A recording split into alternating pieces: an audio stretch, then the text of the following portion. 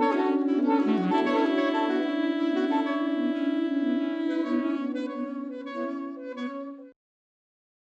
morning. Welcome to the Program Committee sponsored session titled Revolt Against a Carceral World Part 1. We're at the 2021 American Studies Association annual meeting. My name is Dylan Rodríguez, he, him pronouns. I'm proud and humbled to be the convener and chair of this discussion. I'm speaking to you all from occupied Cahuilla and Tongva land in Southern California, a city called Corona, where I live. And my place of work, University of California, Riverside, is just down the street from where the Riverside Police Department stole the life of Taisha Miller in 1998, shortly before I started working there. So just to let you all know something about how we're going to proceed, I'm going to open up with a round of two, I think, capacious questions. And then I'm going to ask our panelists to introduce themselves in whatever way they wish. And then from there, we'll open it up to a broader discussion with folks who are in attendance here. Looking forward to this a lot. I'm glad you all are here. So let's take advantage of this moment with these folks who are together in this conversation with each other. So the first question I wanted to open up with is to ask our folks who are here: Jennifer Marley, Rachel Herzing, Dean Spade, Sandy Grande, David Hernandez, Eddie Conway, Dorothy Roberts. Glenn Coulthard is not going to join us because he's sick. He's going to be okay. He does not have breakthrough COVID. We wanted to reassure everybody he's just not feeling well.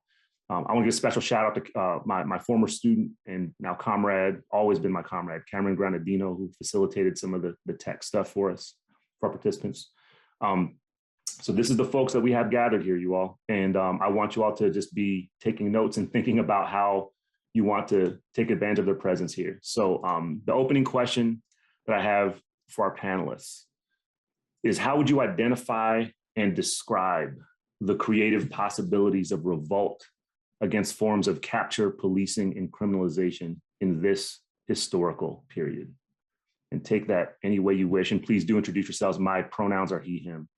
This is Dylan Rodríguez. My pronouns are he, him for folks who can hear me, who can only hear me right now. Let me go in order of the way I just read your names, which is somewhat random. If I can do, actually, you know what? I'll do it backwards. I'm gonna start with you, Dorothy.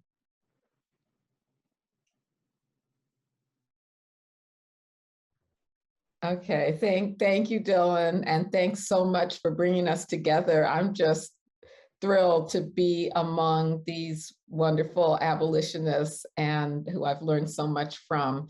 And thank you also to all of you who gathered to listen and engage with us.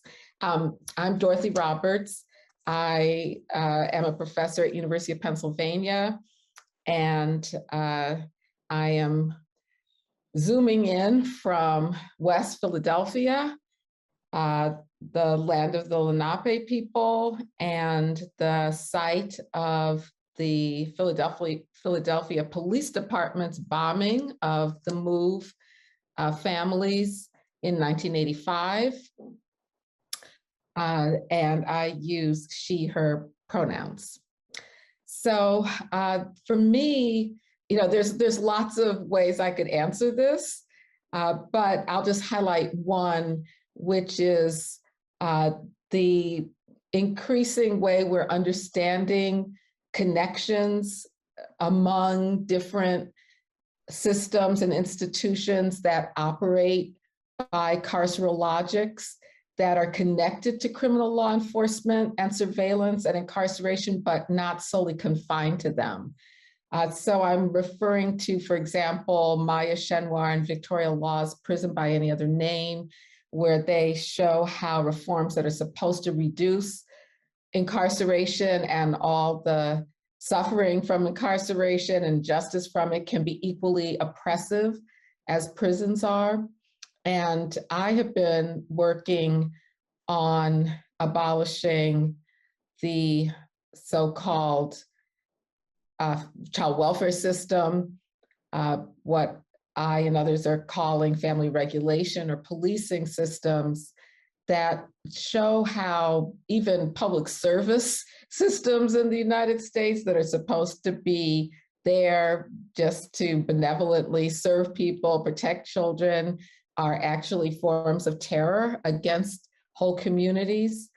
And so I think by understanding how carceral logics and entanglements with police and other parts of the criminal legal system, criminal punishment system, all work together, it creates these possibilities for learning from each other, acting collectively, and more effectively revolting against all of them. So that's one thing I would point to as a creative possibility. I think this opens up more creative, collective work when we understand how carceral logics bring together these systems, especially the ones that a lot of people think help, and they actually are forms of state terror. Outstanding. Thank you, Dorothy. Eddie from, I think Eddie, you're up next. If you don't mind, introduce yourself real quick. Uh-oh, there he is. Okay, he just went off camera. Eddie, introduce yourself real quick and then offer us your thoughts. My longtime comrade, Eddie Conway. We lose you, Eddie? All right, Eddie's still there, but let me move. Oh, there he is. You back, Eddie? You have to unmute. There we go. Sorry. That's all right. Yeah, I was just looking at it from the. Eddie, introduce yourself real quick. Oh, okay. I'm Eddie Conway, former member of the Black Panther Party. I was a political prisoner for about 43 years. I'm an executive producer at the Real News now. I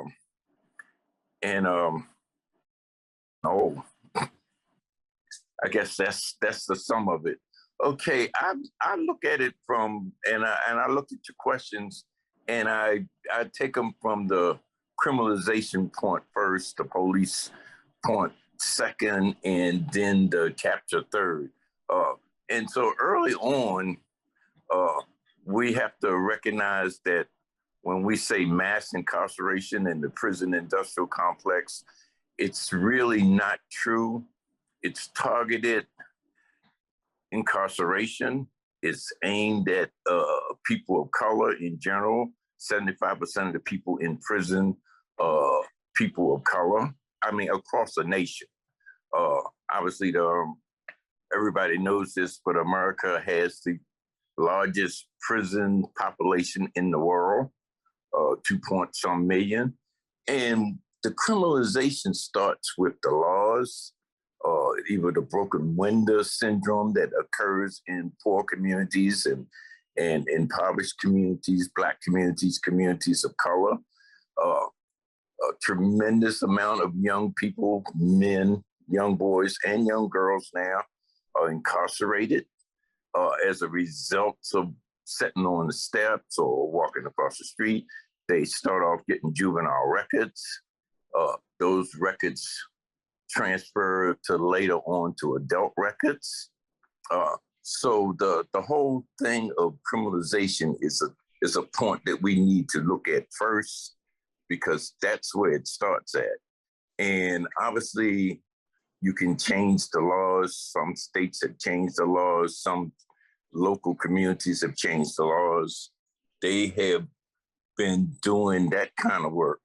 But in addition to that is a process of jury nullification. And that's in the Black community and communities of color per se. You have the ability to sit on juries and make decisions about whether or not someone has done harm to your community, or whether it was something that you don't need to incarcerate that person for.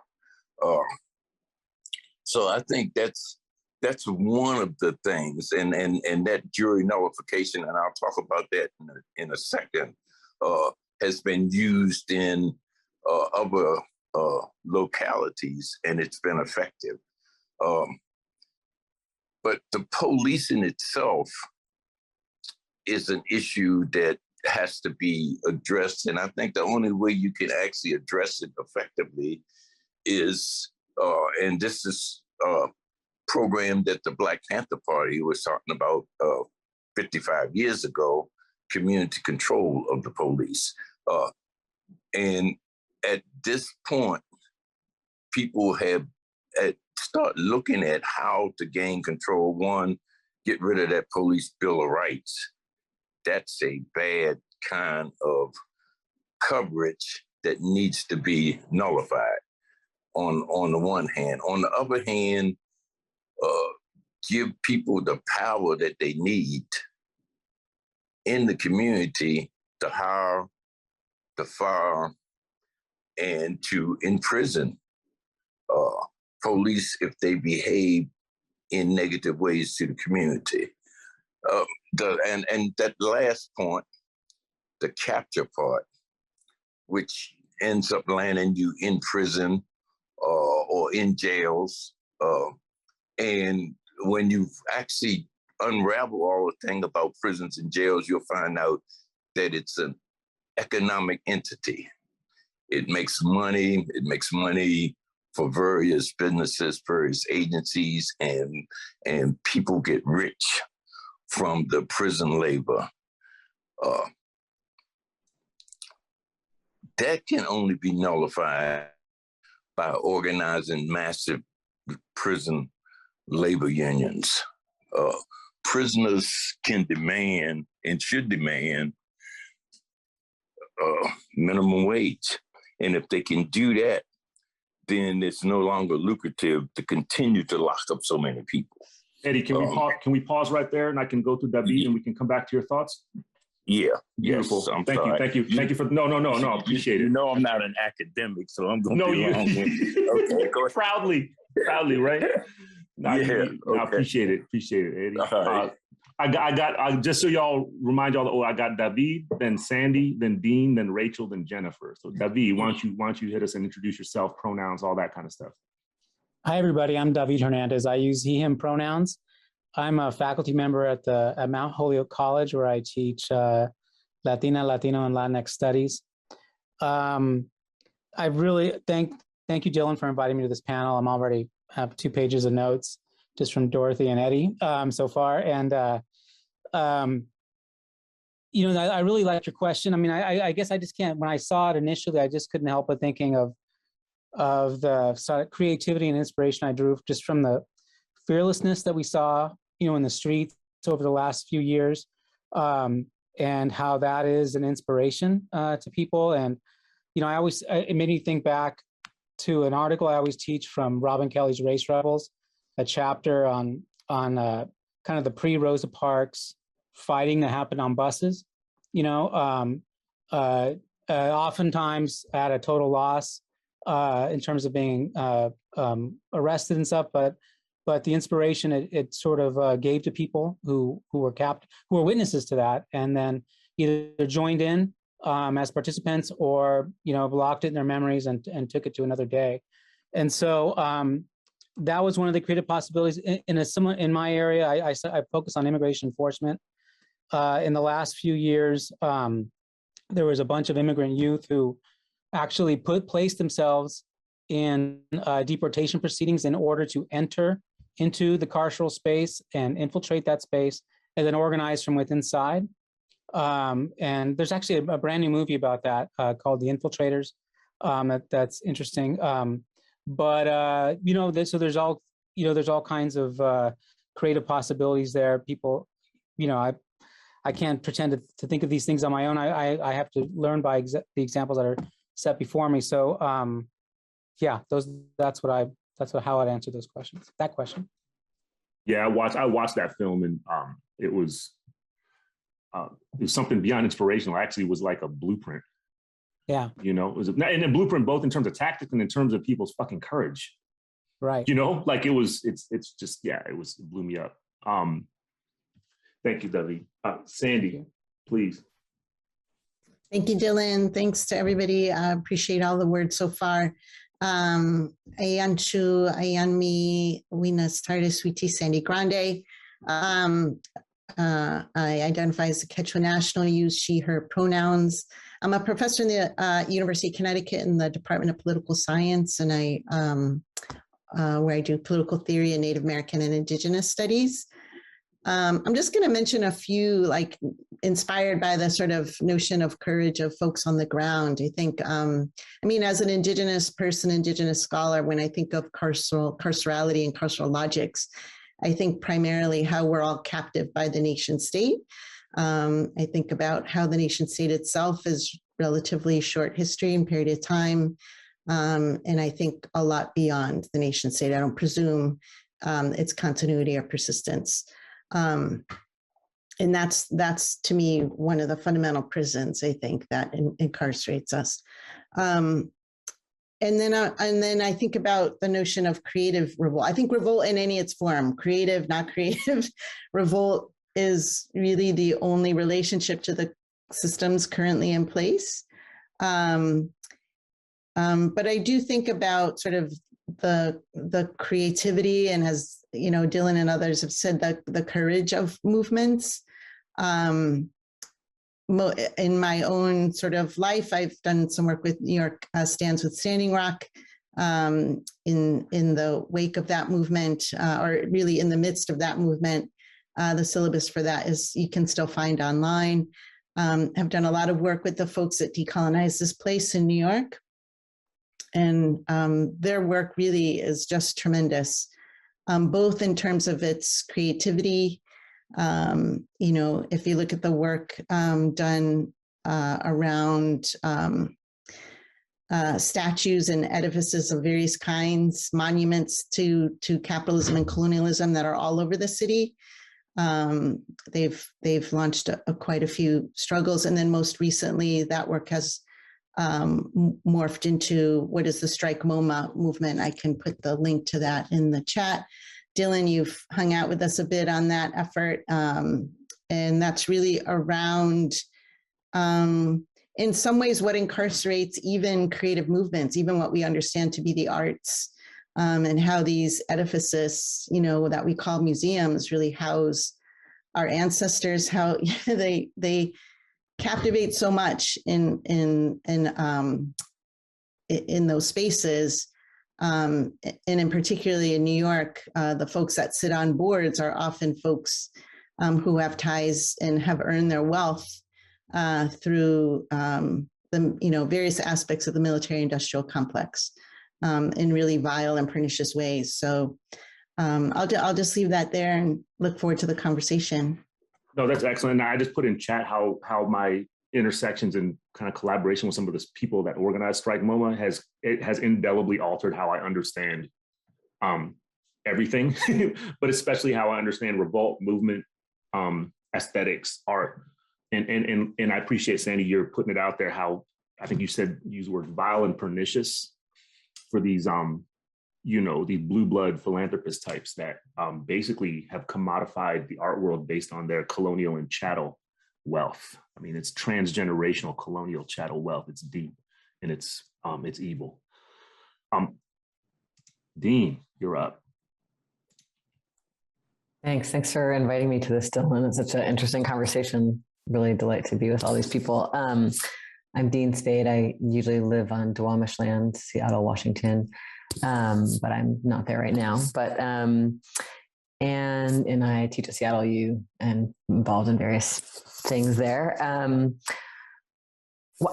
Like David, when I thought about this question, I immediately just thought about the recent, recent kinds of mobilization that we've seen, both in terms of the uprising against anti-Black racism and policing, and the kinds of mobilization that have happened around COVID and helping people survive. And I think I'm just thinking a lot about what makes people get mobilized, and also the forces of demobilization that quickly follow. And so I've been just thinking about that tension and and the ways we saw quick efforts to right the ship from so many different institutional powers, city councils, county councils saying they're going to defund the cops, but then they all backpedal and you don't see that defunding, or, all the different institutions that suddenly were making noise about reparations or about changing their curricula or whatever. And then it's what really happens, and just thinking about how do we imagine sustained resistance, and what is it that does put people back to feeling like things are okay or good enough, or what is it that keeps people from getting into the dirty details of what actually did or didn't come from the fear that was struck into the hearts of the institutional players by pretty meaningfully disruptive mobilization. So that's like really on my mind a lot. And I think where my attention turns at this time, I think we are in a very terrifying time in which there are no guarantees that we, like, I think I just don't have a lot of like naivete left about some idea that I will see like a successful global revolt against capitalism and white supremacy and colonialism before we run the clock on climate change.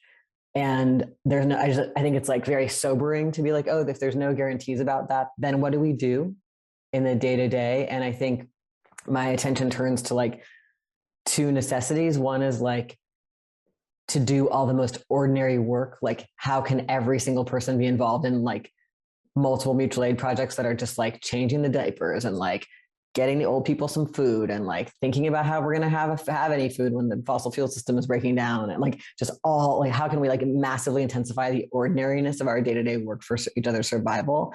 And then on the other hand, like boldness, like how do we intensify the boldness of every aspect of our work? So I'm also thinking about like people who are going head to head against cops right now with all these different sweeps of homeless encampments in all of our different cities. And mostly I would say that work right now is not really working out. Like, I haven't seen people stop police from raiding encampments, but instead it becomes this harm reduction work of like, how do we save a few people's belongings as the cops come in and raid? But what would it be like if we outnumbered the cops in those situations more successfully? Or what is it like when people successfully do prison breaks? Or what is it like when people successfully stop ICE arrests? We've seen that to some degree has happened here and there. So like, I guess I'm just always thinking like, how do we need a lot more people mobilized in order to both do this ordinary work very deeply and thoroughly to create new social relations that are survivable, even as things get less survivable. And we need a lot more people so that we can up the boldness. And we saw those moments of boldness, like, yes, let's burn down the police station and burn the cop cars, but we need that to be like not quite so episodic, you know, and then dying down in order to sustain the changes we're seeing. So yeah, so I think right now I'm studying a lot of the counter moves that our opposition is doing in the wake of that mobilization. And I'm trying to be sober about what's actually happening and the ways in which those counter moves are pretty successful. That's right. And notice where people are trying to build that boldness and that ordinariness. That's right. No, this is the period of counterinsurgency. We're fully in it. And I also want to tell, I don't know if I told you this, Dean, but Dean and I had this great conversation. I'll put a link to it in the chat as part of the ASA's Freedom Courses series about a year and a half ago now, talking about mutual aid and abolition. And there's something Dean said during that discussion that just echoed here that I want to bring up, which is the idea of proliferation.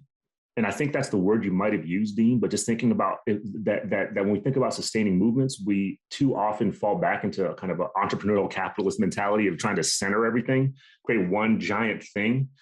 And I remember Dean intervening on that and saying, no, that may not be the best model. It probably isn't the best model. Maybe the point is to proliferate so that there's no center. It's like guerrilla war. I mean, this is what we're talking about, right? I mean, that's that. Anyway, thank you, Dean. Thank you, Dean. I've got Rachel and then Jennifer, and then I'll ask a second question that we can blast through, then we'll open it up to everybody. Thank you, Rachel. Okay.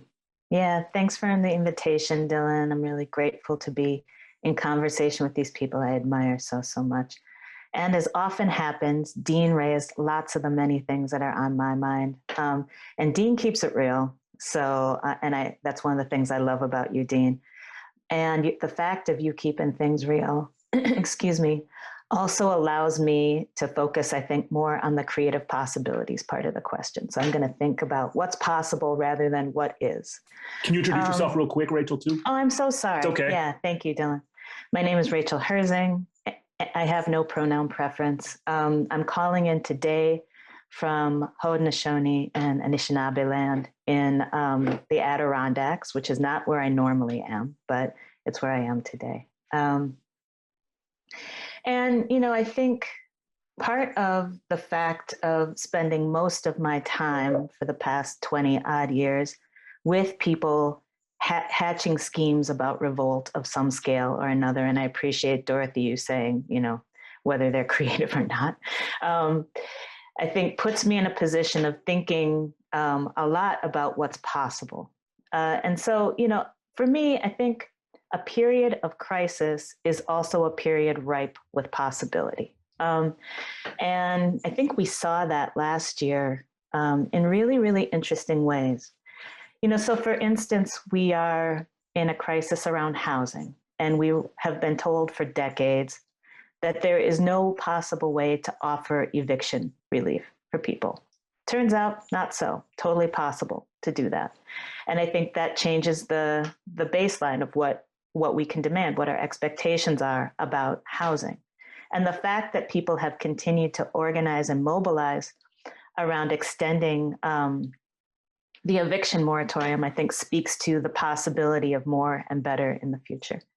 Same again with releases from prison, right? We've been told for decades and decades, under no circumstances can anybody get out of prison ever, even if they're about to die in prison, right? Too dangerous. Turns out not so. We can release people under these kind of very, very hard won and all too minimal releases around COVID, but it's possible to do that. Same with offering financial relief. No, it wouldn't be possible to offer financial relief to people in the United States. Completely possible to offer, minimal and insufficient, but some amount of relief. And so I think that these kind of shifts expand what we can expect, what we can demand, and they broaden the horizon of possibility for us. And they change the baseline, they change the terrain.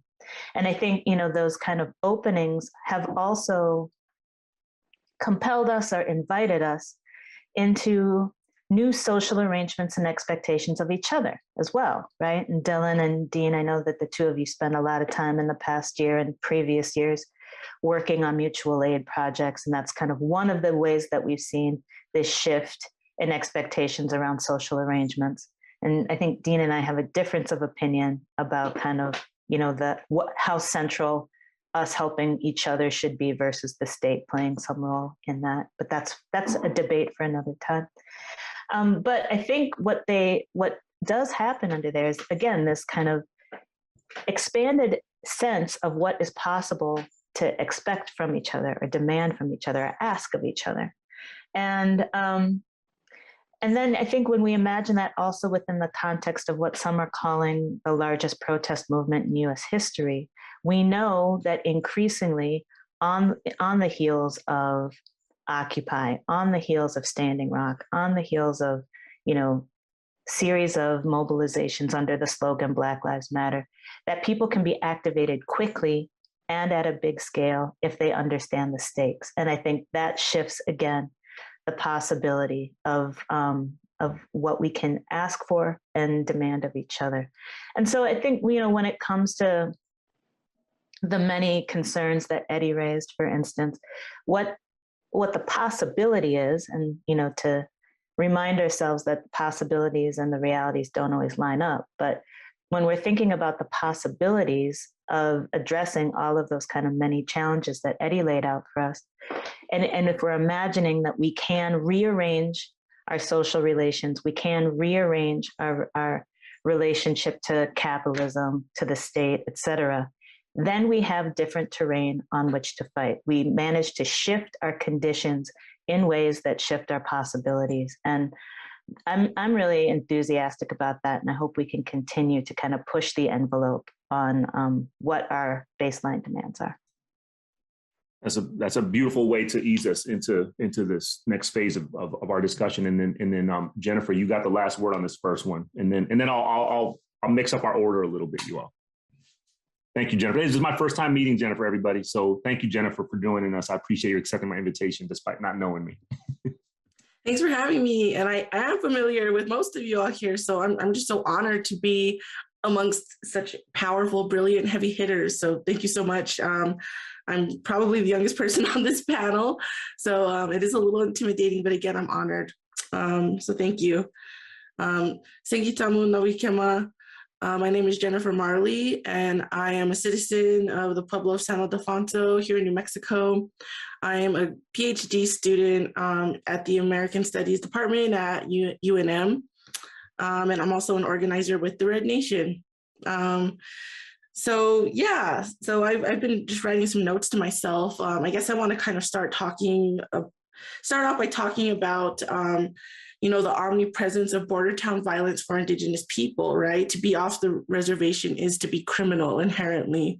And this is actually something, it's border town violence and striving for border town justice that is really the basis of the Red Nation and why we came to be. And I wanted to talk about how I think one of the biggest obstacles for creative possibilities, against carcerality is talking about the fight against neoliberalism and individualism, right? I think that there is almost a carceral culture created even around social media. We're always looking to youth and young people, and the way discourse kind of gets muddled in the realm of social media. And so, the infamous cancel culture in many ways can contribute to the normalization of carcerality. Even in just our everyday interactions with each other, we become the police. We police each other. We police each other's behaviors and opinions that we put out there. And that is the ultimate enemy of collectivity, which I truly believe is what we need to give people the chance to be better. And in addition to that, we were always thinking about people's material conditions. And so I have to remind myself that revolutionaries, they're products of their material conditions. And if revolutionaries are coming from the most marginalized people, they're coming from the worst material conditions. So they're going to be imperfect, to say the least. And, so there's this patience that we need to have with each other. And, I always think about Leslie Werman Silko, well-known, Pueblo author and scholar. And she always, in her books, depicted the protagonist as very imperfect, very faulted, as criminal, according to, how we understand, criminal through, the settler states, set of laws. And she herself was excommunicated from her Pueblo for the crime of simply being honest about the reality of things, or being honest about history. And of course, there was also misogyny that contributed to that. But I'm always thinking about, the fact that it's going to be the rugged aunties and uncles who have the revolution in their hands, right?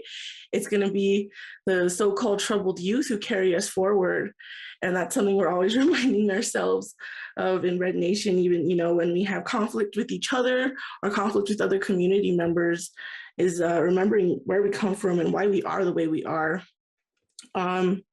The other day, I was on a panel with the Honorable Verna Teller from Isleta Pueblo, and she's the first female judge in her Pueblo, and she's very committed to restoring traditional means of peacekeeping. And she said, quote, "The feds have been imposing their form of justice on us," and she as a judge is committed to rejecting U.S. legal means of punishment, which is very profound. And I don't, consider it to be changing things from within, because she's actually not trying to do that. She's actually trying to rebuild and restore that which has been stripped from us. And so I look to her and people like her for guidance in that way. And then somebody brought up the commodification of art itself, of the arts. And I think that's a really big deal. That's something that I've been writing about and thinking about more, because my Pueblo is actually in close proximity to Santa Fe, New Mexico. And if you know anything about that place, it's, it's every, wealthy white person's art mecca, right? It's a place that's, hyper gentrified. It's a very violent border town. And, I recently wrote a piece in which I framed the art industry as an extractive industry, not unlike, the resource extraction industries that are constantly siphoning the life and wealth from our lands here, because the art industry has become something that siphons, culture, labor, and money from us. Historically, I come from an art family, and, seeing firsthand the impacts of that makes it very clear that, when the arts are commodified, they become the exact opposite they become the exact opposite of a tool for revolution. And even contemporary artists, Native artists who are making more radical political art, in many cases refuse to be associated with movements on the ground because they're still depending on it for their livelihood. Therefore, they're depending on the funds and the opinions of wealthy white buyers typically. And as far as solutions go, I just wanted to say, I think we're in a very critical moment where people are ready to move, people are ready to fight, and they need guidance. They need hope, and they need something to look to. I know some comrades of mine were saying that, there was such success when Trump was elected because, people, especially poor and working class people, were looking to Trump as a revolutionary alternative, right? What he was saying was, against what they understood to be the neoliberalism of the US state, which in some ways it was. And so if we don't provide an alternative for people, alternatives like that will continue to appear. And what was galvanized in the aftermath of Trump's election? Well, we saw a semi-organized overtaking of the Capitol, right? And so this is what happens when we on the left, or those of us who are abolitionists, don't come in and able to provide the masses with an alternative. And so I want to encourage us, as we think about what that alternative looks like, to take the lead of our relatives in the global South. That's something that in Red Nation we're always looking at. We're always, internationalism was of the utmost importance to us. And it's because their Indigenous people and poor and working class people have popular movements. They have power and they have the backing of their people to actually take state power, and that's what they do. And this results in not only success for mass movements and allows these nations to protect themselves from imperialist invasion, but it also increases the autonomy of individuals because it betters their material conditions. It allows people to live a dignified life, to become human again in a world that constantly rewards being so inhuman. And so I want to end there, and I want to end with a quote from my comrade who says, "What is an organizer but an artist of the real world?" Thank you. There's always a tendency in these discussions when we have an early career, early grad student, early career colleague like Jennifer to address them as a student. And I think we need not do that today. I think, Jennifer, you very clearly articulated some ideas and some praxis and some wisdom here that make you very much a colleague and comrade. So I want to extend my thanks to you for joining us here and being part of this discussion. So I have a second opening question. This is a quicker one because we don't have to introduce ourselves now. We did that. And this is, I put it in chat. This is just asking each of our panelists to offer us an example. That's it, just an example, you all. Just to keep us moving. This kind of echoes, again, what I think multiple folks here have already started to do. If you want to emphasize the examples you've already raised, that's fine. Let's do that. If there's something else you want to bring forward, please do that. But I think the possibility, I think, Rachel, you're the one that put it that way, is the one that we want to prevail on here. That's what Revolt does. Revolt creates possibilities for other kinds of things, other kinds of imagination, other ways of being. So yeah, let's go through this, and then you all that are here in attendance, please start thinking about your questions, your comments, and I'm going to open it right up as soon as our panelists go through this second question, so we can spend some time in conversation with each other. So Eddie, I cut you short earlier, so I'm going to pick on you first. I'm going to let you, and it also, I think this question also gets at some of the things you were starting to talk about in your opening thoughts. So Eddie, I'll start with you. So I'll put to the panelists, I'll put the order that I want to call on you all right now. Eddie, if you don't mind.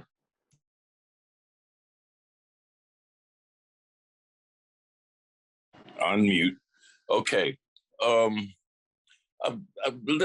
Let's look at jury nullification for a minute there. Somewhere back in the past in Tyler, Texas, several white police ran into the wrong house, ran upstairs, shot to death a 80-some-year-old woman in her bed. Later on, it was discovered that they should have been next door. But she was unarmed, and she was startled when they broke in her room, so she set up, and they shot her. And it was all white police. The police end up having an all white jury, and they found the police not guilty. The Black community, in response to that, did a thing called jury nullification. They decided that from then on in, any Black person that went up in front of a judge and a jury that did not harm the Black community, they would release them.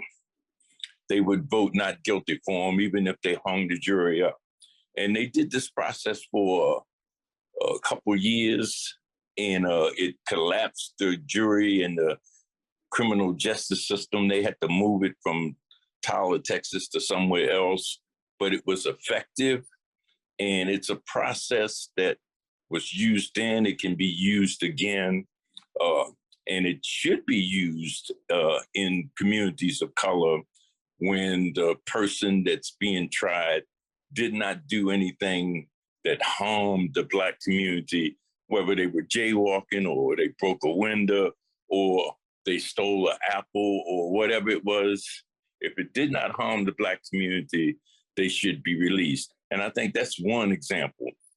Another example probably is Newark, New Jersey. Baraka, the mayor up there, is just transforming the police department completely. And in other places, there's requirements to move police within the jurisdiction in which they police. And their behavior changes immediately. That doesn't solve the problem, but that gives the community some control and some input.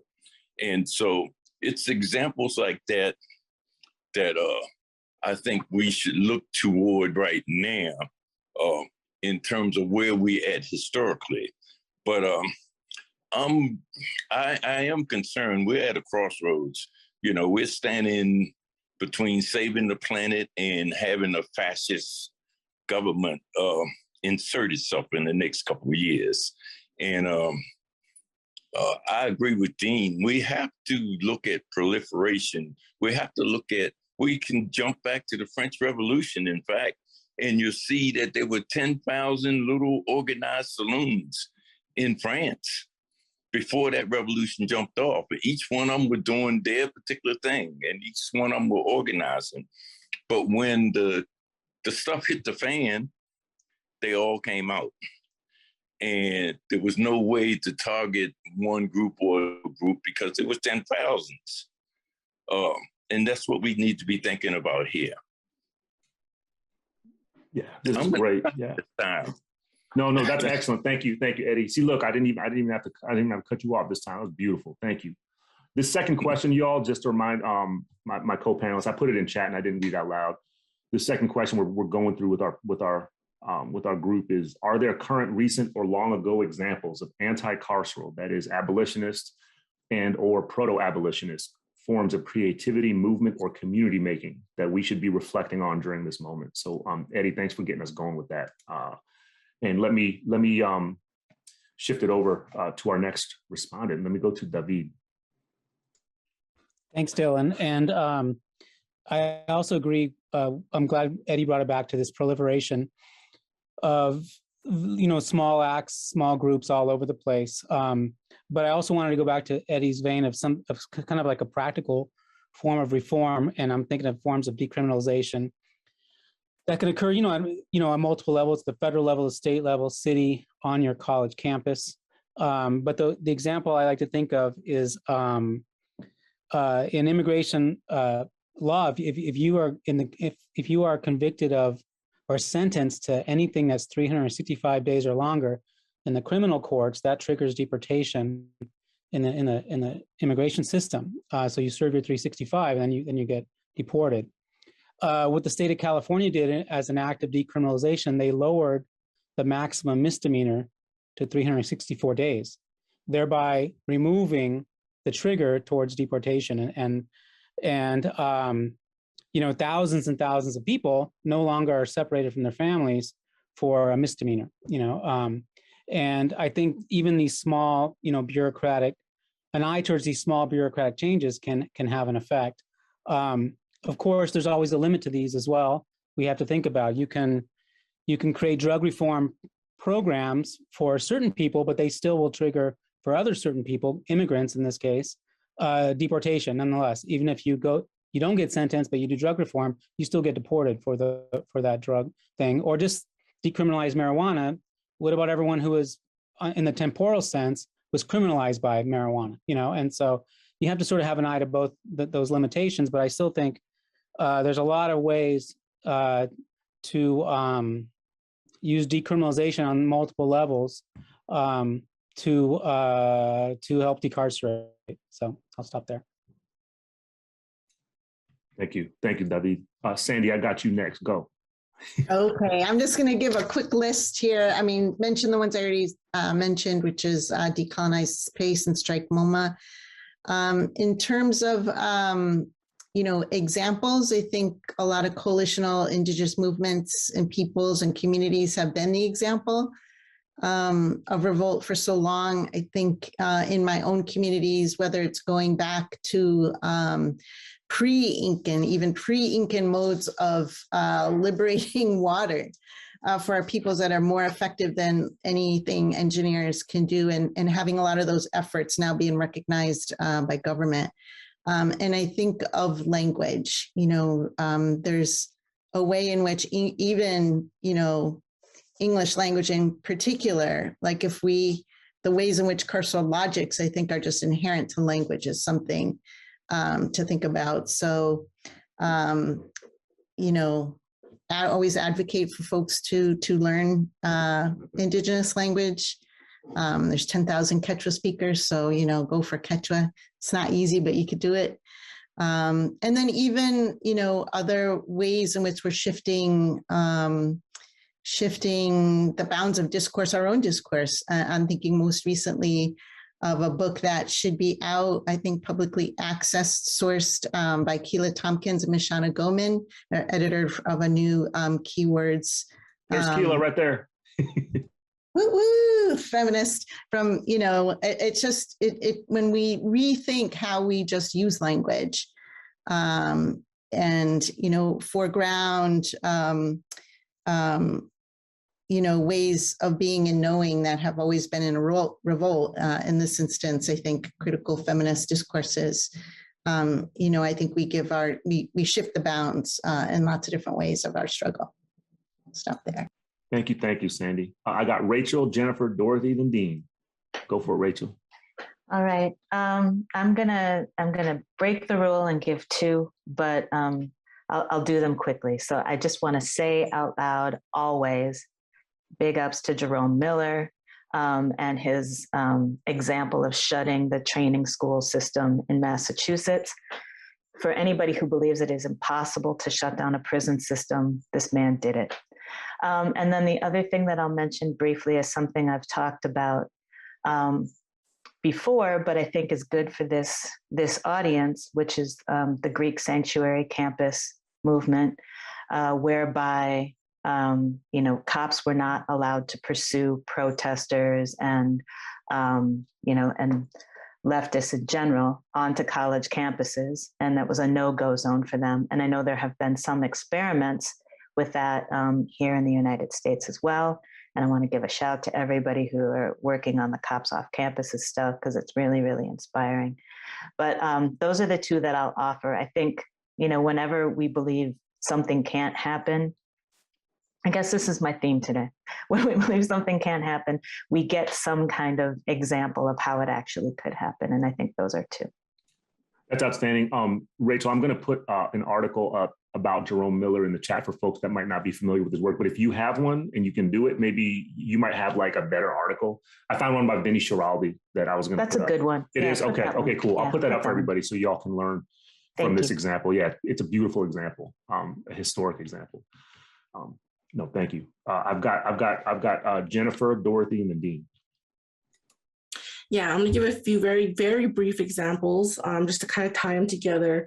So, I mean, a lot of times when we, are asked by, people like, well, what do we do with the most violent perpetrators without police? The community won't be able to successfully like reprimand them or capture them. But I want to remind people, and this is kind of a silly example, but it adds up. Richard Ramirez, when he was like running away, when he was about to be caught, it was his own community where he grew up, his own, like it was a Chicano community that reprimanded him, captured him, kicked his ass. And like to think that we wouldn't look out for each other and ourselves without police is like ridiculous to me, because we know that happens all the time. And another example of something like that happening was at Standing Rock, when there was a pedophile in the camps who was actively preying on people. He was publicly humiliated. He was by a group of women, older women. He had his hair cut off and was exiled from the camp. And I know these seem like pretty rough examples, but it's really ridiculous when people act like, people won't reprimand people who do heinous things. But also, let's remember, why do violent criminals exist, or why does violent crime exist? It's a result of capitalism, colonialism, imperialism, white supremacy, heteropatriarchy, and it's constantly normalized. And so in the case of Richard Ramirez, for example, he learned how to stalk and torture people from his uncle who was in Vietnam, torturing people in Vietnam. So he's a direct product of US imperialism. And we know that when our Native men are committing violent crimes, they are, again, like, that's a result of years and years of, sexual exploitation and abuse by colonizers who knew that was such an effective tool, for traumatizing people and repressing people. And so, we need to look at the sources of why violent crime exists and know that it's not just a given or inherent in a society. And then my last example is I look to my own Pueblo people, and how we, gave and normalized critique of each other. And I won't go into detail about this, but among our sacred people were the clowns, and people don't know this, but their job was actually to critique and put leaders in their place. And they did this through humor, through what we would call today like roasting people, or just, literally clowning on people. And it was in the form of a joke to, keep things lighthearted, but they were very real and very in-depth political critiques. And, these people were also knowledge keepers, storytellers. So they were the holders of our history, but also played a very significant role in our politics and governance system and how our leadership conducted themselves. And so, like, when people talk about like new and creative possibilities, I'm like, we definitely have evidence, and in many cases, still very intact ways to carry out our own peacekeeping and justice as Native people. So I'll end there.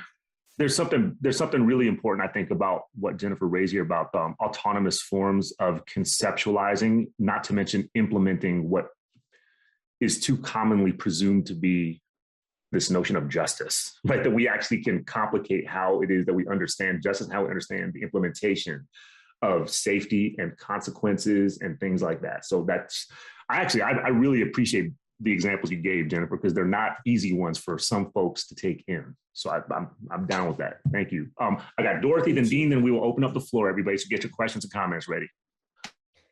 Okay, so I would like to lift up again the emerging movement to abolish the child welfare system or family policing, which is being led mostly by Black mothers who've been caught up in it and who've had their children taken from them. And also increasingly children who've been stolen from their families and confined to a very dangerous, harmful, unsafe foster care system. And I also want to make the point that my work has been mostly with Black organizers, but it's important to note the long history of US state stealing of Indigenous children as a literal weapon of war, and that Native tribes have been fighting against this form of war and terror that is taking children for centuries. And the Red Nation included child stealing in its abolitionist demands. As far as I could tell, it was the only abolitionist group that included it. And I want to give a shout out for that. These mothers have so much courage. We were talking about courage earlier.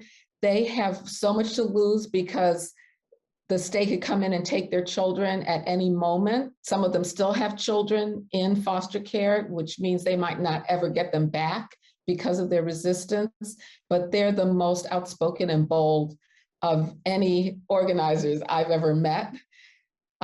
They're organizing to dismantle the child welfare system by shrinking it and mitigating the terror that it inflicts on families, but also creating caring ways of actually providing material supports for families and actually keeping children safe. And I'll just mention a few of these, but let me say that it's such a good example and model of proliferation because these are at least begin with really small groups of mothers who get together in communities to support each other.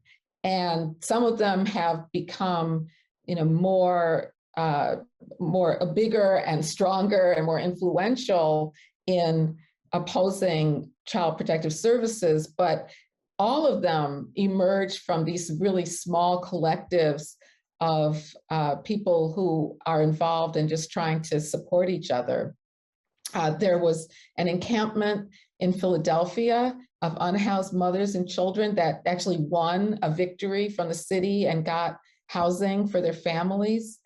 There's an organization called DHS Give Us Back Our Children, which is in Philly and also in Los Angeles, and JMAC for Families in New York City, which was founded by a just amazing organizer, Joyce McMillan, who had her daughters taken from her for several years.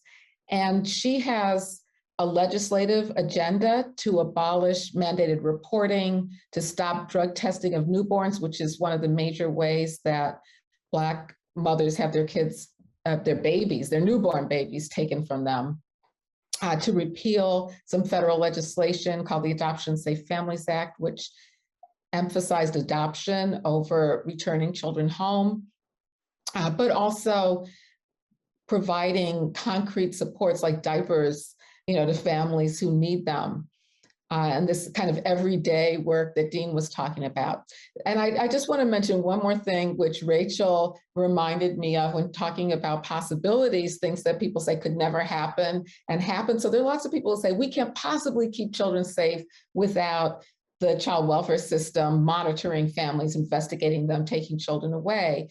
But there's a professor named Anna Ahrens at NYU who recently wrote an article on a temporary abolition of child protective services in New York City during COVID, the COVID lockdown, because during that time, the courts were not adjudicating these cases. Caseworkers weren't going out and taking children, and everybody said, there were these reports in the newspaper, oh, children are going to be abused. And it turned out that children were safer during that period when ACS, the Administration for Children's Services, wasn't going around investigating and taking children.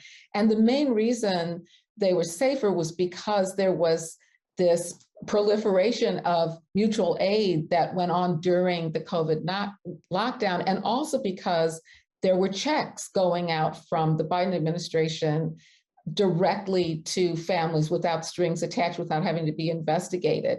And those two actions kept children safer than the kind of terroristic system we have now. So we do have these examples that abolition can work.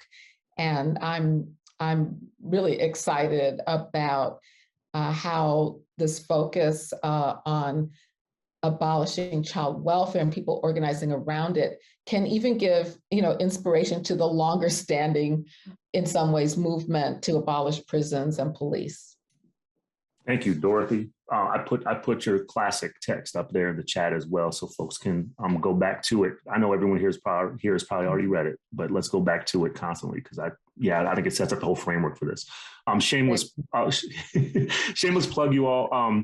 Kaepernick Publishing just put out the hard copy version of Abolition for the People yesterday. It just came out. I'll put a link up in the chat. A bunch of our folks from the movement have published these short articles in it, including Dean, myself, Mariam Kaba, Robin Kelly, Mumia Abu Jamal, Andrea Ritchie, like a ton of us. Folks, sorry if I missed you, if you're in here and I missed you, but a bunch of our folks are in there, and it's a beautiful volume because everything is so short. It's useful for all kinds of different pedagogical contexts, and it also provokes exactly the kind of dynamic, ongoing critical thinking and collective study around abolition that Dorothy is urging us to do. So thank you. Dean, close us out on the second question, and we'll open it up to everybody else. Yeah, I mean, you all have said so many things that are like, my brain is in 1,000 places. But this piece of what Rachel said, which is so true about how crisis is opportunity. And also like Rachel gave me like a flashback to how I felt towards the beginning of the pandemic, where it's like, people are talking about universal basic income and they're extending all these benefits and they're blocking evictions. Like, what is possible? And then also the rollbacks, but how that's felt. But it was cool for me to like take that journey, about this point, which is so true, which is that disaster creates rifts in like current reality and like what happens in those rifts. And like, on the one hand, we all know that one of the things that happens is like the government rolls in with like a bunch of tanks, and like we should be, and like FEMA doesn't show up. Like we know that disaster is often, a moment for further extraction, further reorganization towards, white supremacy and capitalism in various ways. And we know that people show up in like, and I love what Jennifer was saying, because it's about like how deeply pragmatic people are. And this is, I feel like, what we all get out of Miriam Kaba's work. She's just like, always like, oh yeah, just do the thing. Like, just try the things, experiment with them, make them like, abolition is about these like incredibly pragmatic, immediate, like, oh, like you can't live with your parents, you're in an abusive situation. How can your community take care of you? What would be the right break for you? How could we support your parents to not keep doing that? Like, instead of this kind of like, let's organize a giant system that takes children away from Black people and Native people. There's like, this kind of abolition draws us back into our pragmatism. So I guess the examples that I thought about with this question were a lot about that. I thought about when Hurricane Maria tore up Puerto Rico, and I have a very beloved dear friend who lives there, and she talked about how she lives in this big apartment building, and she talked about the kinds of things people did for each other throughout the apartment building, take care of the elders and different vulnerable people in the group.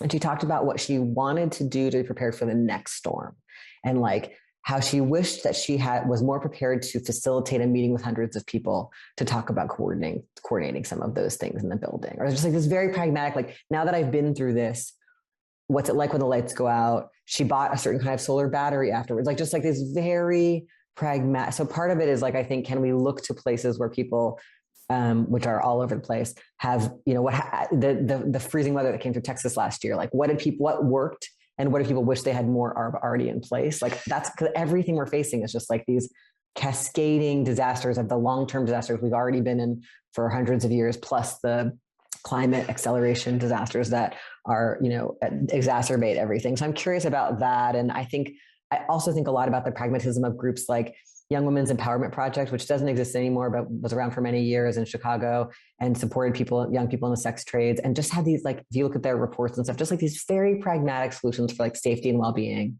for the situations that young people in the sex trades find themselves in, that were, it's an anti-police organization that knows that's not the solution. And I also think about like the Safe Outside the System Collective and Audre Lorde project. I think about like the materials on the mutual aid disaster relief website, just like these, like, where are people just like, okay, knowing what's likely to show up with whatever disasters they're facing, and then like sorting out pragmatic steps, and how can we get more people doing more of that on the front end of whatever the next exacerbation of disaster is, like, or for just the ongoing unfolding constant disasters of things like the family regulation system or the prison system. How can we help more people be mobilized for collective action on that, instead of just trying to like eke through alone or with their family member and like have no one on their side, And I think that my desire in this, as we face these disasters, is just that more people experience deep accompaniment in these situations that I don't think are about to stop having us have extreme suffering, but just that there be like a level of collectivity in the face of these things. I think isolation is the most dangerous thing in our society. Like going through these things alone is so much more deadly than going through them with any kind of community or support, even if you can't get somebody immediately out of the situation. So I'm just thinking about that and about disaster as a place of learning what our next pragmatic steps are. Thank you, Dean. As we open it up to the folks that are here, you know, all of you making me think of a couple levels of dealing with the whole casualty management imperative that I think all of us here are drawn into in all these different ways. And how, Dean, you put a point on this, that the way that anti-Blackness and colonialism and, you know, these forms of genocide work is to individualize the casualties, and by extension to individualize casualty management. So it's isolated, demoralizing, humiliating, and all this kind of stuff. And then there's this other possibility that you're pushing us toward, actually all y'all pushing us toward, what happens when you not only collectivize and therefore attach a different kind of politics to the experience of casualty, right? Make it like this is a collective casualty that we're experiencing, but also collectivize casualty management itself. You know, that if we have to be involved in this kind of emergency triage to help each other, that politicizing and politicize is probably the wrong word, right? But just collectivizing, thinking about it in this as part of this long archive of trying to stave off elimination, stave off liquidation, stave off capture, stave off the frontier, right? Stave off chattel, stave off the plantation, and fuck it, burn the plantation down, right? All that stuff, like that's all part of how we can think about the way the emergency work of casualty management can actually form a base. It can actually form a base to bring people into this work and to understand the condition as one that requires constant insurgency and something beyond insurgency at some point as well. Enough of me. Let's open the floor up to everybody here. Please feel free to use the raise your hand function. If you're not comfortable doing that, feel free to use the chat. Do whatever you like. But we have a precious about half hour left with our folks here. So let's do this. And I'll do my best to facilitate this. So don't make me go through uncomfortable silence here, participants, attendees. So somebody either raise your hand or just unmute and start talking. I'm cool with whatever you want to do. Keela, did you have something? I'm picking on you because you were the first one I saw to go. Okay, it's got a finger wag. My face is being supportive. Okay. Matthew, did you want to say something? I saw you go on camera, Matthew. No? Okay. I'll just say hi to Sandy and Jen. What's up? I know it's been a while, but miss hanging out with you two and talking with you too.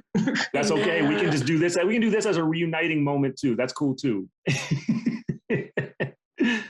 Shout out to the Standing Rock syllabus, still going strong. Right on. Attendees, we've heard from our panelists. You've heard from me. Attendees, who wants to offer an opening provocation or question, or even just thoughts. It doesn't have to be a question. It can just be reflections on what we've talked about here so far in the last hour and 15 minutes.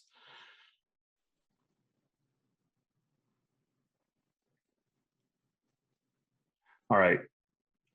Y'all are terrible students, huh? All right, I have something for you. I got something for the panelists, but I'm asking the third question now, so I'm really being self-indulgent. Please interrupt me if I don't see any raised hands. Okay. I have a question for y'all. Okay. Yeah, okay, good. Thank you. I'll do it for you. You rescued everybody from me. Thank you. Go, Keela. Okay. Keela, go. Don't grade me on this question. All right. So here's something I've been thinking a lot about is a back channel at my own workplace. One of the ways that we've organized is just by creating new back channels. And we've been really effective in, for instance, last week we stopped the institution from firing an elder in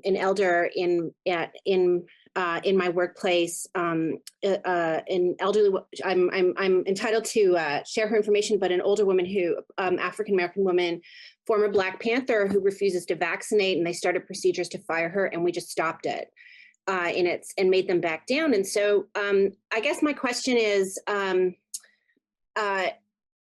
wonder if we can think about like the first steps to collectivizing just feel really hard, right? Like it feels hard, even though it's exactly the right thing to do. And so I'm wondering if, for those of you doing organizing, you could think with me about those first steps from an individualized response to a collectivized action.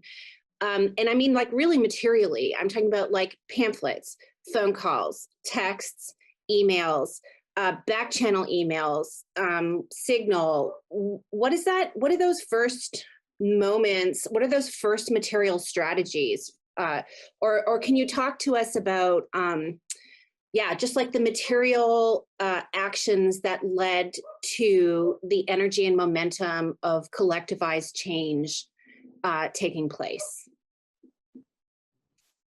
Who wants to go? Who wants to take that on? This is a great question. This is a very catalyzing conversation. I think a lot of us are sitting here just taking it in, but that's what makes it, I think, challenging to do this. But who can help us think about Akila's provocation here? Go, Jennifer. I'll just say something brief. So, I mean, yeah, I think you're right with, listing all these communications platforms, because I think it requires just opening lines of communications, creating networks of organizers, right? And, these networks don't necessarily need to be, like working on the same campaign necessarily even, but just creating these networks of support goes a very long way. And just being aware of what's happening in different places. I think, a lot of times there's just emphasis on like the community, are you from the community? But when we get caught up looking at only our local areas, it limits, possibilities, it limits ideas and creativity and just, camaraderie. And so I think being aware of what's happening in other places, taking note of each other's tactics, and being prepared to support when needed, when called upon, being prepared to, even travel in some cases, which is, it's difficult and everyone has different capacities, but, knowing who your comrades are is a great place to start, I think. I could, that really resonates with me, Jennifer, and relates to what I was saying at the beginning about creative possibilities and understanding that carceral logics, flow through and influence and shape and govern so many different institutions and systems and policies that at first may not seem as if they're connected, but when you see they're connected, then there's this opportunity for collective action. And I was thinking when is it Keila? Yeah, asked the question, I was thinking about, okay, what's a victory I could think of that I was engaged in that recently, and one was the New York, the people in charge of deciding whether you can test babies for drugs without consent, came out and said that New York City hospitals should stop doing it. So right now, New York City hospitals, the ones that are in Black and Brown communities, test babies and report positive drug tests to CPS. And the ones that are in white neighborhoods and have, wealthy middle-class white patients don't do it. So it's such an obvious case of blatant racism in the child welfare system. And so what got this victory was the organizing of Black mothers whose babies have been taken away from them based on a positive drug test with family defenders in New York City. These are they're not public defenders so much as they're law offices that have a component that's focused on defending families against CPS.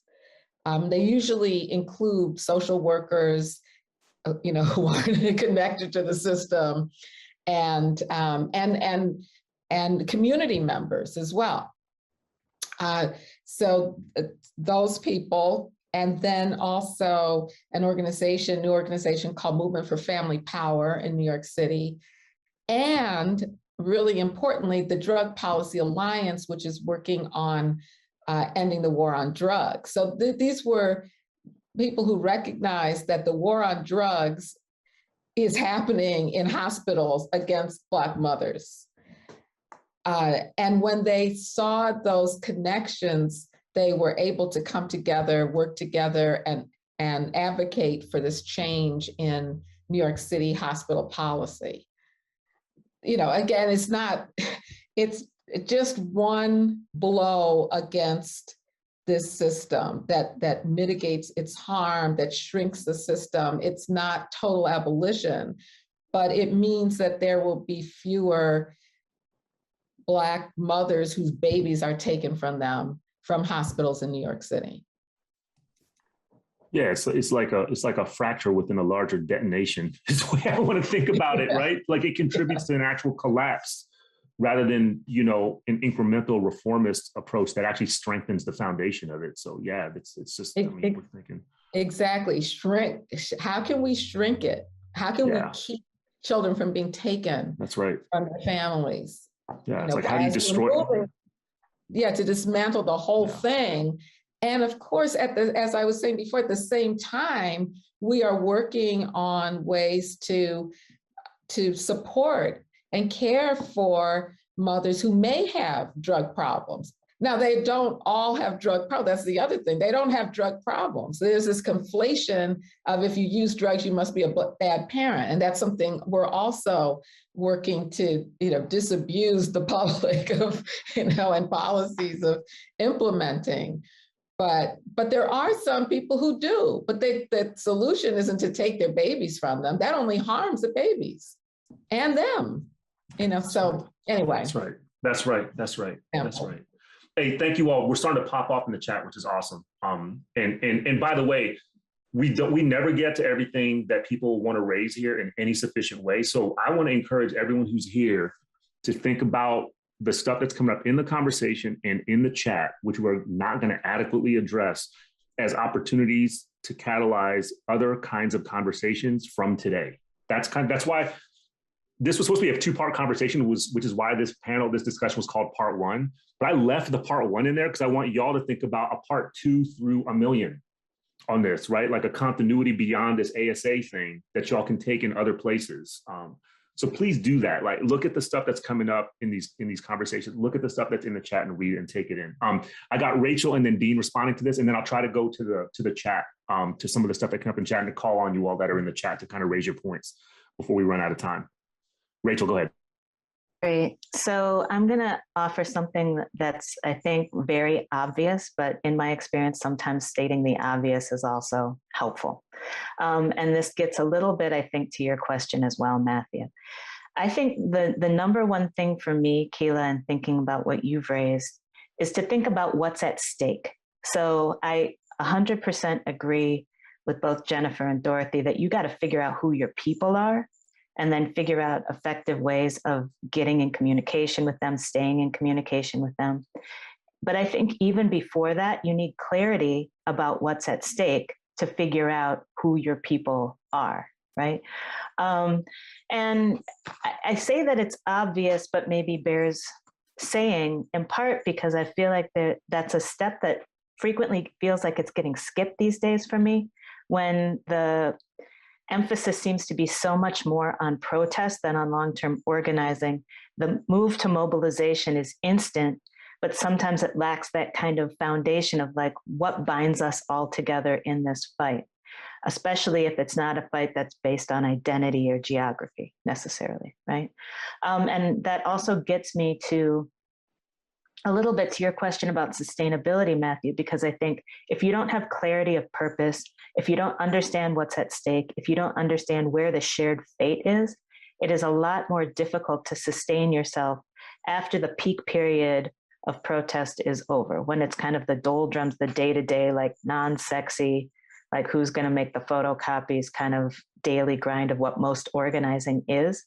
I think you need to be, committed to what the stakes of the fight are, and to not lose sight of the fact that even after peak protest is over, the stakes don't necessarily change. And I think that's true regardless or of the nonprofit industrial complex or not. I think that's just like plain and simple organizing 101. Go ahead, Dean.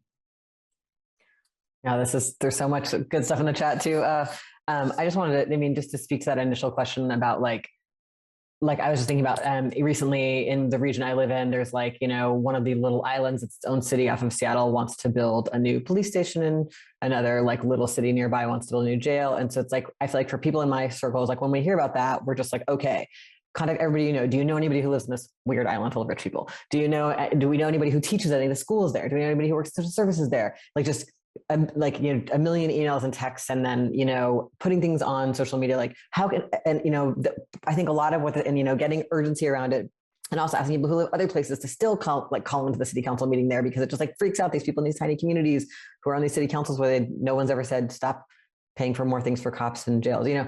And I think that the reasons I want to bring that up is just this sense of like, the only resource we really have for our movements is people. Like that's like what we have. The other side has everything else. And so the question is, how do we make, and this goes to Matthew's thing in the chat, like how do we make a culture of like deep inclusion for lots and lots of new people in this kind of work? And we are very bad at that. And I think what happens is a lot of people show up, like moments like Occupy or last summer, all these times, and it's like, people don't figure out how to do what I think Rachel's also referring to, of like actually building sustained connection with each other and having that turn into a lot of projects and orgs where people like get a lot of deep political ed and stay in the work for the rest of their lives, which is like what we need. Like we don't just need people to show up like in the street for a month or for a week or for a night, you know? And so how do we do that? And a lot of what my work is about these days is about like working with small groups where everybody's at volunteer about like, how are we going to create a good culture inside every small group that keeps people together, prevents and deals with conflict, welcomes new people instead of having the first 3 people who started it burn out and then the thing stops happening. And I wanted to say that I'm giving a series of workshops that are about these kinds of issues that are very pragmatic and for people doing this kind of work coming up at Barnard. And the first one's happening in October. There's like one a month and they're sliding scale to free. And the last thing I just wanted to say, you know, and that also, how do we be like less judgmental? How do we be rigorous but loving is one way I've heard it talked about. Like, how do we be like, oh yeah, I'm sorry, like in this meeting, we all try to call each other by each other's pronouns, but also like, we want you to stay. It's not like you have to go because you did it wrong once. Like we want, you know, like just how do we keep people in while still, of course, having standards about how we want to treat each other, or having people be like, yeah, I want to seriously have a rigorous conversation with you about why I'm an abolitionist. And also like, you don't need to know you're one to walk into this room and organize with us against this jail. Like all of that stuff. And the last thing I just want to briefly address Melina's question about the state, because I think it is always like underlying all of these conversations. And I'm really curious to hear Sandy talk about this too, and Rachel and everyone. But yes, I come to this as an anarchist. I didn't learn this politics through anarchism. I feel like I learned it through my experiences and interpretations of women of color feminisms of different kinds. But yeah, I don't think that the United States or any nation state will ever be something other than an extractive project. And I sincerely believe in engaging with existing state forms. We must. So I really care about the defund work, and I really care about the work that's about dismantling, and I really care about all this annoying work I do in these city and county councils trying to stop these new jail and police station projects. I'm not interested in saying we shouldn't touch those spaces, but I am interested in knowing that the answers we need are never going to come from them. But of course, those things are devouring our communities. So it's like, yeah, I'm going to put a lot of time into trying to close the municipal court. Absolutely. And I'm also going to fight against, like right now, one of my former students is running for city attorney in Seattle. And like, do I believe in progressive prosecutors? But I know that the lady she's running against is like trying to bring Giuliani town to like Seattle. So no, so I think it's like, I'm interested in, and I actually think most anarchists I know are in a really non-absolutist politics in terms of practice. Like I'll work with anyone to stop a jail. You know what I mean? Like a lot of people won't work with anarchists, but I will work with absolutely anyone who wants to stop the jail. And I will be honest about what I believe. Just like I think abolitionists are the same way. We're like, yeah, we'll work with anyone to stop the jail. And also we're going to be honest about what we think the goal post is here, instead of, we want a new choking ban or whatever. And so I think that, yeah, but for me, it's actually really, really, really clarifying to know that I don't think there could be good cops or good prisons or, like that the state project itself is defined by those things, as all the scholars and activists here have told us and taught us for so long. And that the state function itself, its job is to redistribute wealth upwards, to concentrate wealth in ways that are deeply racialized and fundamentally colonial and imperialist. And so yeah, I'm not trying to take it over, if that makes sense. And I just want to be like explicit about that, because I think there's still actually a lot of stigma around having a conversation about anarchism, even in spaces That's like right. these often. So yeah. Thank you, Dean. So I've got a few things in the chat that I wanted to pay attention to. And Thelma, if you're there, I was going to ask you to maybe, you can read your question, or you can maybe just talk about where the question's coming from, if you're available. Otherwise, I could just read your question too. Hi, everyone. Thank you so much for this amazing talk. I also have a bunch of notes, and I think that's kind of where this question came about, and just thinking about the work that you're all doing that is very necessary, urgent. And I think about how heavy some of this work is, right? In organizing, coming together, creating these collectivities, and the tensions that may arise from that. And I also wonder too, if there is, I feel as though the emphasis of joy within these movements, within this type of work, tends to get offset, or is a conversation that is outside of the movement. Sometimes it gets lost. So I wonder if there is a way to interface or envision, like you were all saying, is it possible? And I know that it's possible, right, to think about joy as part of the process. But I'd like to hear how you all center these moments of joy within things like creativity, revolt, and healing. Thank you, Thelma. I appreciate you're putting it out there. So this is what I'd like to do, y'all. We have about 10 minutes left. So I'd love to get a few responses to Thelma's question, especially from folks that did not respond to the first round of questions. And then if it's cool with folks, I thought it might be appropriate, given that, Eddie's made his way over here today, to close with Naveed's question, which is drawing from something Sekou Odinga said about U.S. political prisoners. So if y'all can humor me, I'd love to close with that and just hear from you, Eddie, to close us out as we leave in 10 minutes. So on Thelma's question about joy, how joy interfaces with revolt, with what we do, can y'all talk about this? And I'd love to privilege the folks that did not respond to the first question. So just unmute and start talking, or make a gesture toward me.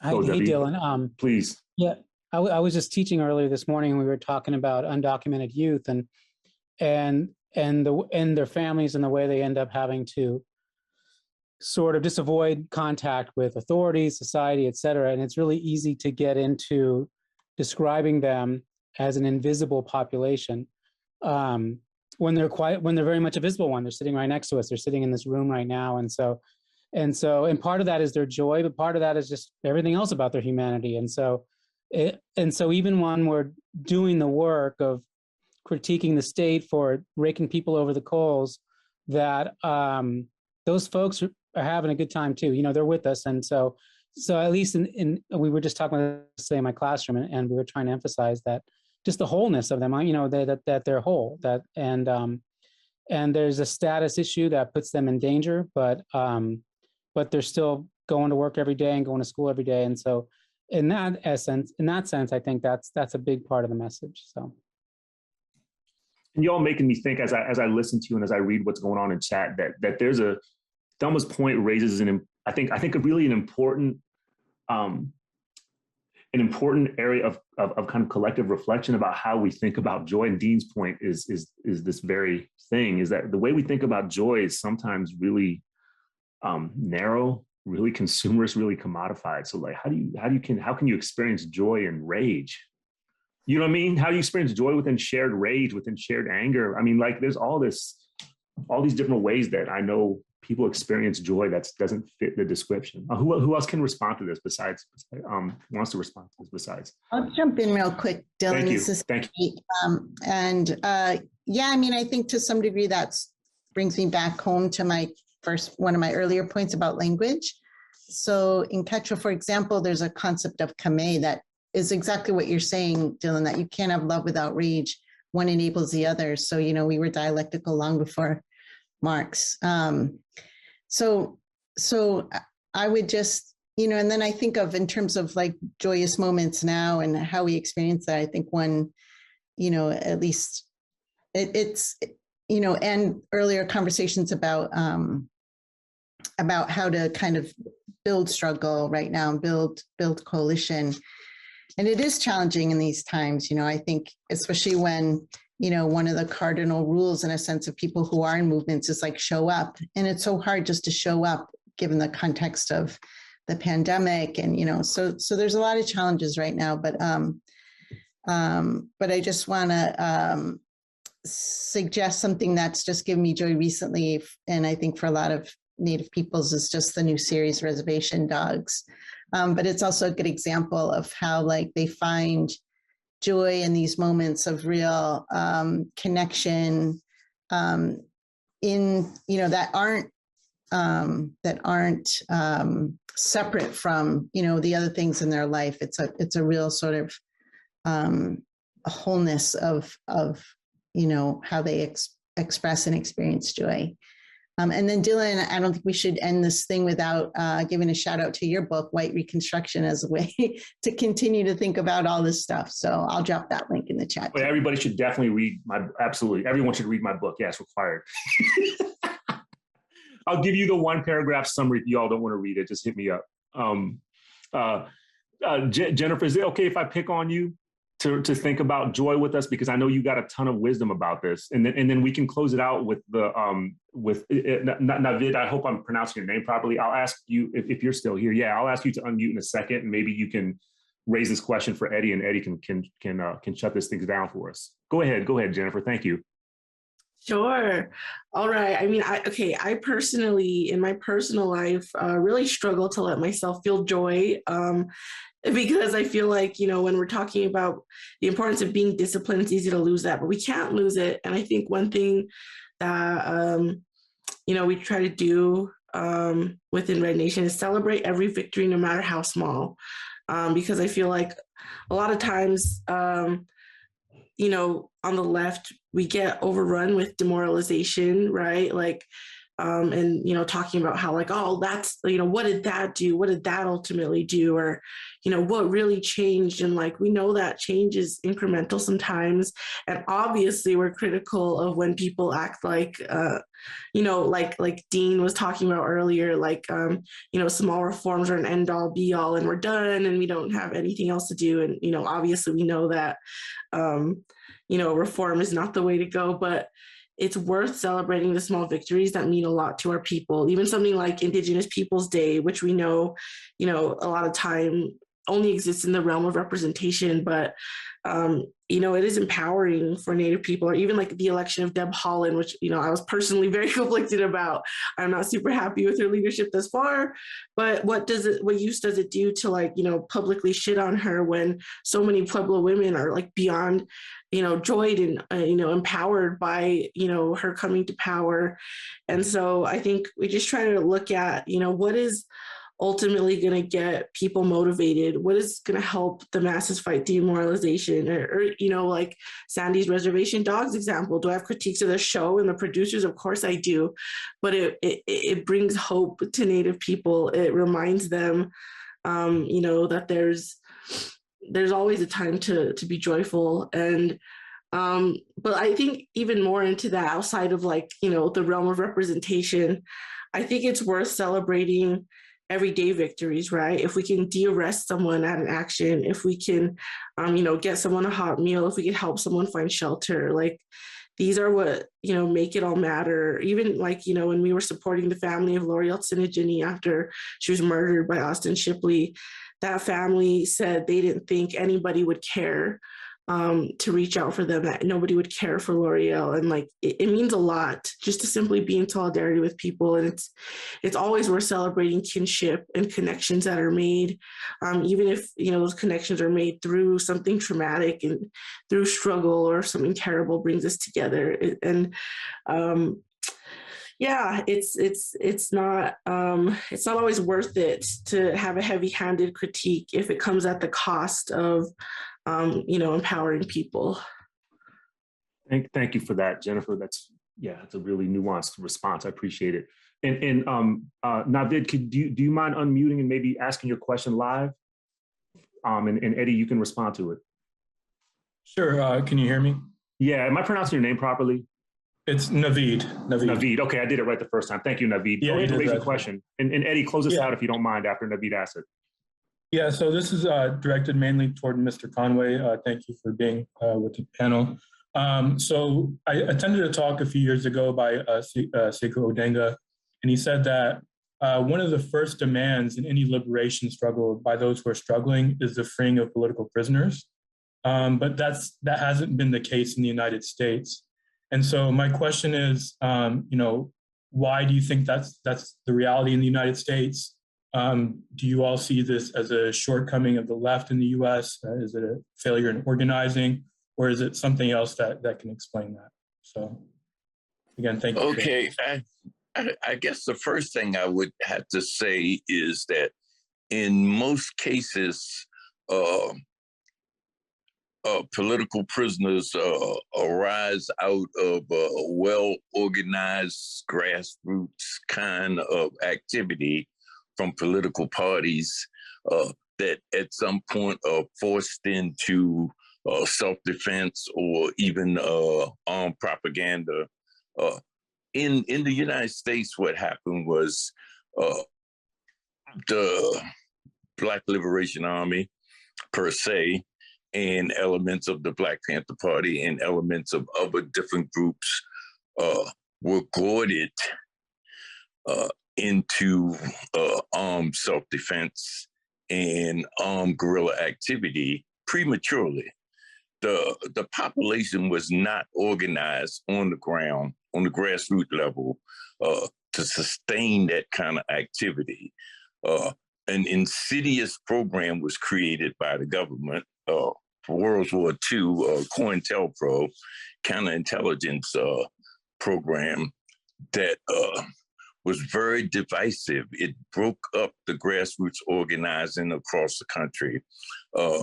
It used the police, it used the government agencies, it used the mafia, it used gangsters, and it disrupted the ability to organize.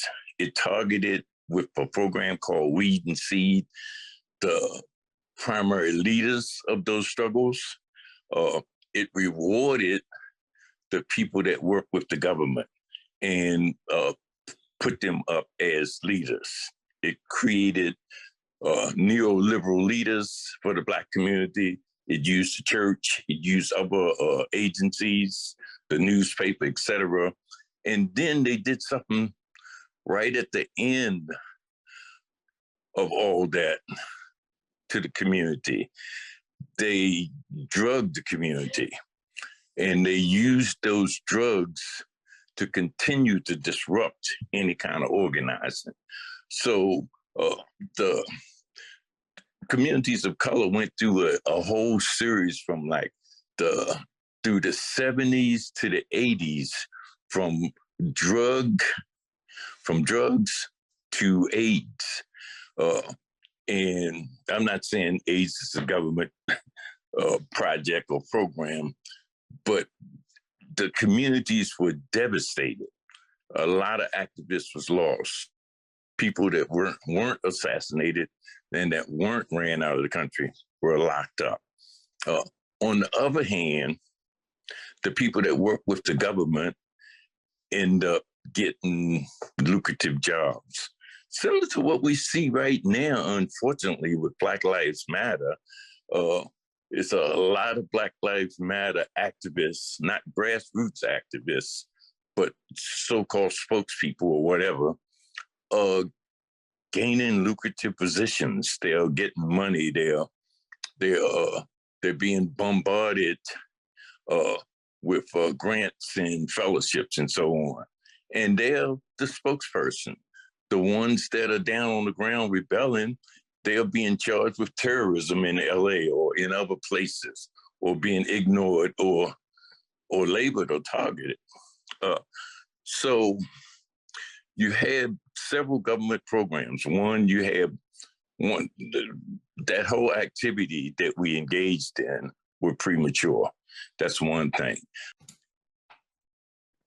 Hey, thanks to Eddie for the closing thoughts. That brings us to an end. I hope that folks will pick up on this discussion. And as we've been saying in these last few minutes, that we proliferate this set of provocations, this collective study, this work through whatever spaces, through whatever communities and collectives that we can participate in. Thank you. I'm deeply grateful to Jennifer, Rachel, Dean, Sandy, David, Eddie, Dorothy. Thank you all. And I hope you all enjoy this. Hope the folks that are taking all this in will find that it serves their skill sets, that expands their toolkits. Weaponize this, move forward. Thank you all.